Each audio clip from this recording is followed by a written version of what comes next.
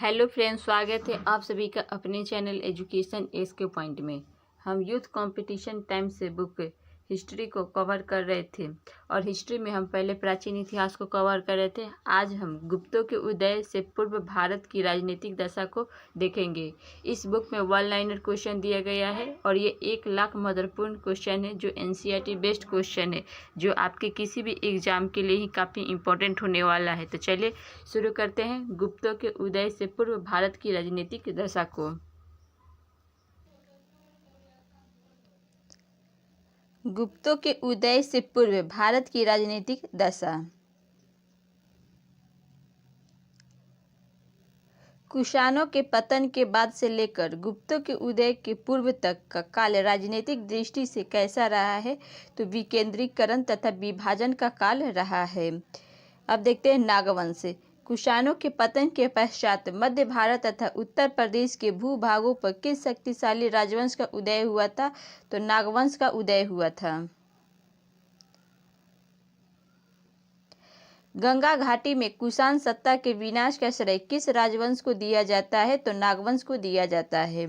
पुराणों के अनुसार नाग कुलों का शासन किन क्षेत्रों में था, तो पद्मावती, ग्वालियर, मथुरा, कांतीपुर में था। पद्मावती की पहचान किस स्थल से की जाती है, तो ग्वालियर के समीप पद्मवैया नामक स्थान से की जाती है।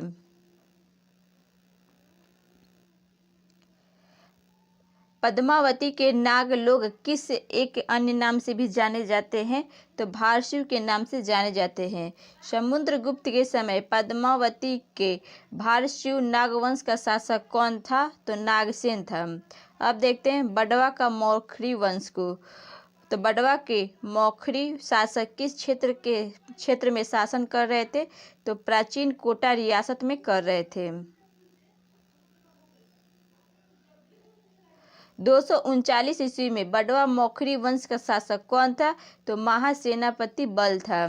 अब देखते हैं मगराज वंश।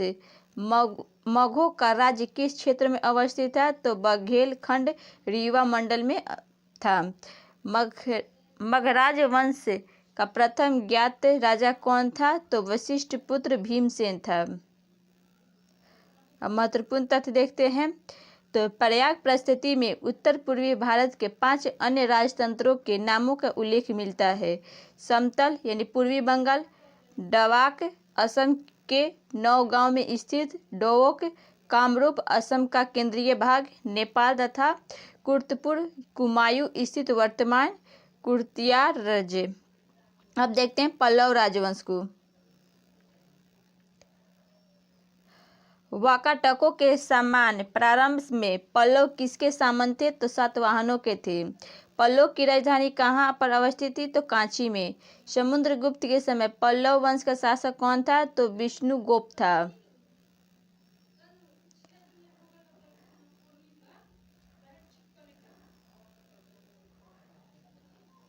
अब देखते हैं गणतंत्र का जनजातीय राज्य। प्राक गुप्त युग में राजतंत्रों के साथ साथ गणराज्यों का भी अस्तित्व था।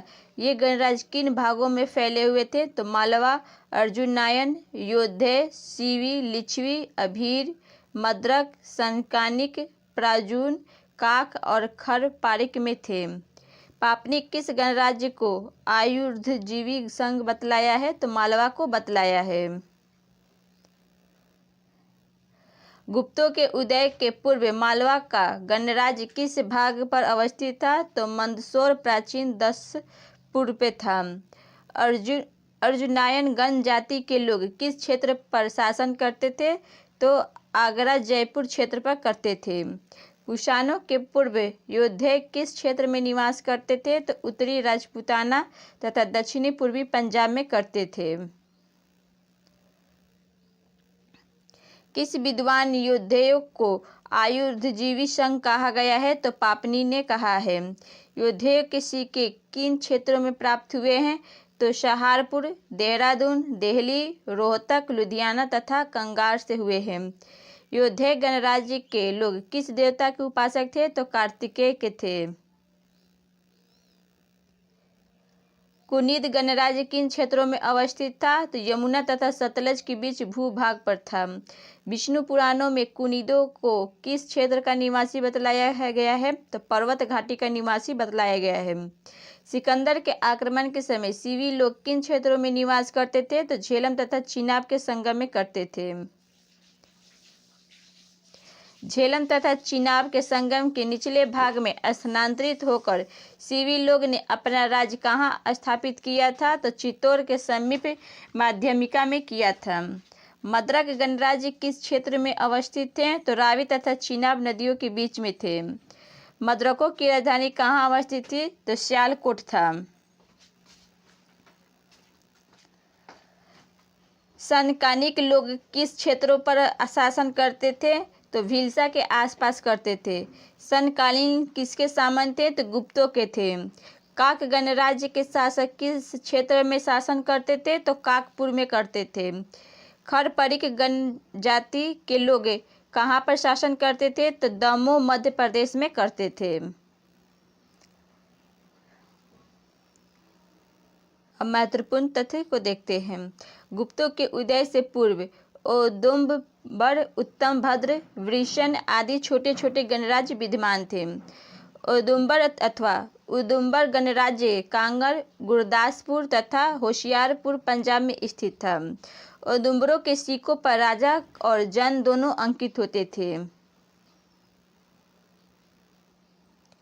औदुंबर तथा उनके गण का उल्लेख अष्टाध्यायी, बृहत संहिता, मार्कंडेय पुराण, विष्णु पुराण में मिलते हैं। औदुंबरों को विश्वामित्र का वंशज तथा कौशिकी गोत्र का बताया गया है।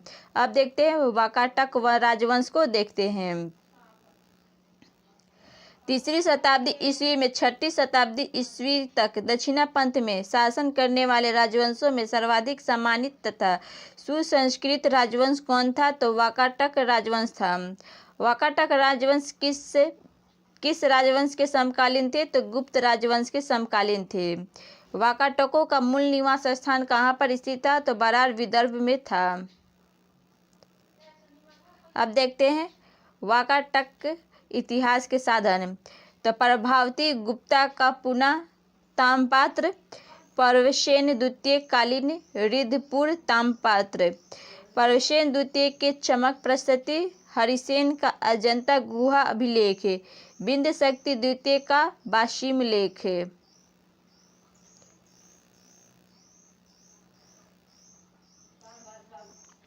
वाकाटक गुप्त संबंधों के संदर्भ में जानकारी किन ताम्रपत्रों से प्राप्त होती है? तो पूना तथा रिद्धपुर ताम्रपत्र से होता है।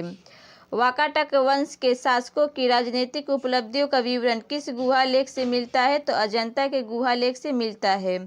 अब देखते हैं विंध्य शक्ति। वाकाटक राजवंश की स्थापना किसने किए थे? तो विंध्य शक्ति ने किए थे।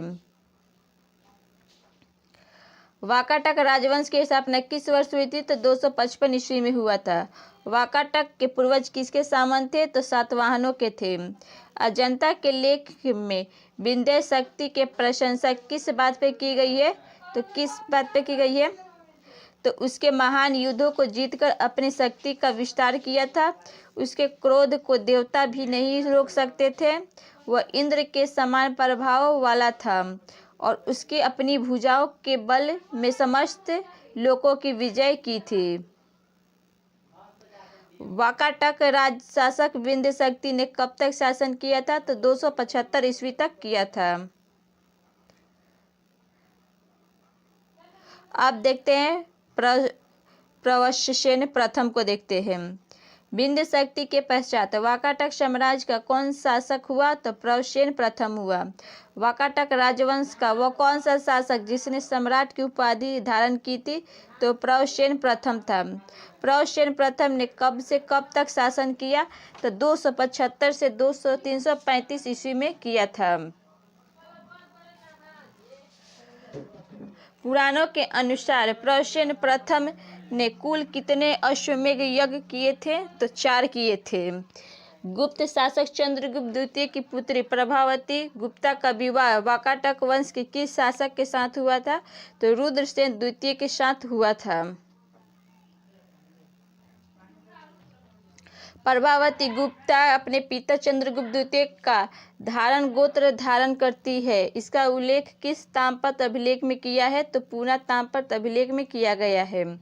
वाकाटक शासक प्रसेन द्वितीय ने किस ग्रंथ की रचना की थी? तो सेतुबंध प्राकृतिक काव्य ग्रंथ की रचना की थी।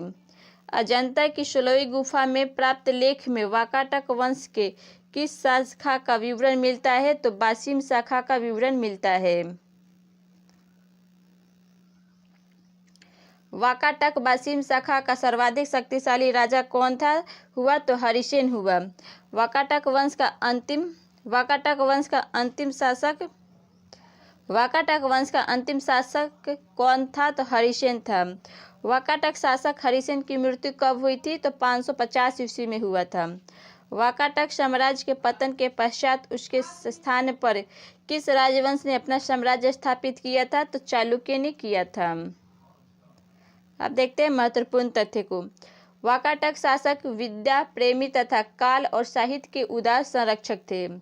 संस्कृत के वैदर्भी शैली का पूर्ण विकास वाकाटक शासकों के दरबार में ही हुआ था।